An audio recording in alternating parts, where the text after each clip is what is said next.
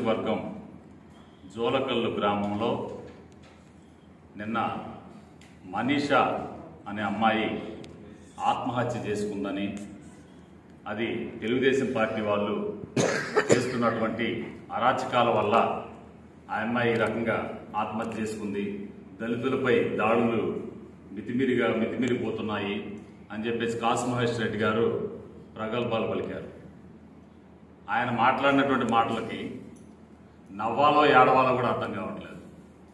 ఎందుకంటే ఆయనే చెప్పాడు వివరంగా, ఆ అమ్మాయి దేవుడి దయ వల్ల బతికితే బాగుండు, అరాచకాలు చేసి మరి ఈ రకంగా చనిపోయేలా చేశారు వాళ్ళు, మరి ఆ అమ్మాయి బతికుందో లేదో తెలియదు, కానీ దేవుడి దయ వల్ల బతికితే బాగుండు అని చెప్పేసి ఒక మాట అన్నాడు. ఇది మనకు అనుమానంగా ఉంది. మాకైతే ఇది కేవలం ఆయన ఆడిచ్చిన డ్రామా అని కూడా మాకు అర్థమవుతా ఉంది.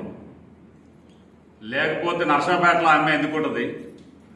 ఆయన శరణంలో ఉన్నటువంటి అమ్మాయిని కనిపెట్టకుండా ఆయన ఒక ఎమ్మెల్యే అయ్యుండి, మా మాజీ ఎమ్మెల్యే అయ్యుండి, ఆయన మరి ఈ మాత్రం కూడా తెలుసుకోలేకుండా ఉన్నాడు అంటే ఆయన తెలుగుదేశం పార్టీ మీద బురద తల్లి, మరి వారి పాలనలో ఏ రకంగా అయితే శవాల రాజకీయం చేశారో అదే రీతిగా ఈ తెలుగుదేశం పార్టీ పైన కూడా బురద చల్లాలని చెప్పేసి ఆయన ఈరోజు చూస్తా ఉన్నాడు. కాబట్టి మహేష్ రెడ్డి గారిని ఒకటే హెచ్చరిస్తా ఉన్నాం, తెలుగుదేశం పార్టీ ఎప్పుడు కూడా పేదల పక్షాన ఉన్నటువంటి పార్టీ, ముఖ్యంగా దళితుల పక్షాన ఉన్నటువంటి పార్టీ. ఈరోజు దళితులు అభివృద్ధి చెందారు, అనేక రకాలుగా ఉద్యోగాలు చేసుకుంటూ గౌరవప్రదంగా నడుస్తున్నారు అంటే అది కేవలం తెలుగుదేశం పార్టీ వల్లనే అనేది మహేష్ రెడ్డి గారు తెలుసుకోవాలి. శవ రాజకీయాలు చేస్తూ వారి పాలనలో ఎలాగైతే వారి యొక్క అధినేత శవాల రాజకీయం ఎట్లా చేశాడో దానినే వీళ్ళు అనుసరించి ఈ రోజు కూడా ఈ పాలన కూడా తెలుగుదేశం పార్టీకి పూయాలని చెప్పేసి ఒక దుర్మార్గమైన ఆలోచన చేస్తా ఉన్నారు కాసు మహేష్ రెడ్డి గారు. మరి గత వైసీపీ పాలనలో మరి 11 మందిని హత్య చేయించాడు కాసు మహేష్ రెడ్డి. అది గతంలో ఎప్పుడు కూడా ఈ పల్నాడులో ఎన్నో ప్రభుత్వాలు వచ్చిపోయినాయి, కానీ ఏనాడు కూడా మరి ఒకే ఒక్క 5 ఏళ్ల పాలనలో 11 మంది చనిపోయినటువంటి పరిస్థితి ఎప్పుడూ లేదు.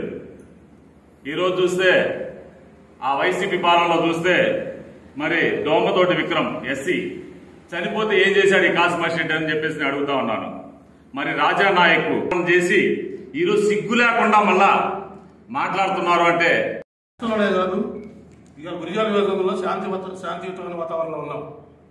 ఈ కాసు మహేష్ రెడ్డి ఇంకా ఊహల్లో ఉండి పిచ్చి పిచ్చి కళ్ళ కనుకుంటూ నర్సాపేటలో ఉండి ఇక్కడ నీచ రాజకీయాలు చేయాలని చూస్తే మాత్రం నియోజకవర్గం బోర్డర్లో కూడా ఎస్సీలు అడుగు పెట్టివ్వాలని చెప్పి సభంగా తెలియజేసుకుంటాం అందరూ ఏకదాటిగా.